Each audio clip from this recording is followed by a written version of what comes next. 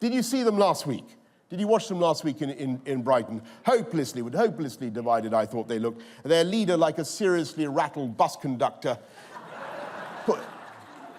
pushed this way and that by a, not that they have bus conductors anymore, unfortunately, but like a seriously rattled bus conductor pushed this way and that by a Corbynista mob of sellotape spectacled sans-culottes, or the skipper of a cruise liner that's been captured by Somali pirates, desperately trying to negotiate a change of course and then changing his mind. And remember Labour's performance during the pandemic, flapping with all the conviction of a damp tea towel. They refused to say that schools were safe. They would have kept us in the European Medicines Agency. They slammed the brakes on the vaccine rollout. The Labour leader attacked the vaccine task force for spending money on outreach to vaccine-hesitant minority groups, when it's hard to think of any better use of public money. And let's forgive him on the basis he probably didn't know what he was talking about.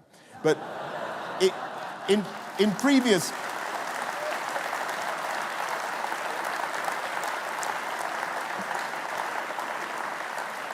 In previous national crises, Labour leaders have opted to minimise public anxiety and confusion by not trying to score cheap party political points. One thinks of Attlee or even Michael Foot in the Falklands crisis. And sadly, that was not the approach taken by Captain Hindsight, attacking one week, rowing in behind it when it seemed to be working, the human weather vane, the Starmer chameleon. And in his final absurd act of opportunism, he decided to oppose step 4. He opposed step 4 of the roadmap in July, remember? That's right, folks. If we listened to Captain Hindsight today, we'd still be in lockdown. We wouldn't have the fastest growth in the G7. If Columbus had listened to Captain Hindsight, he'd be famous for having discovered Tenerife.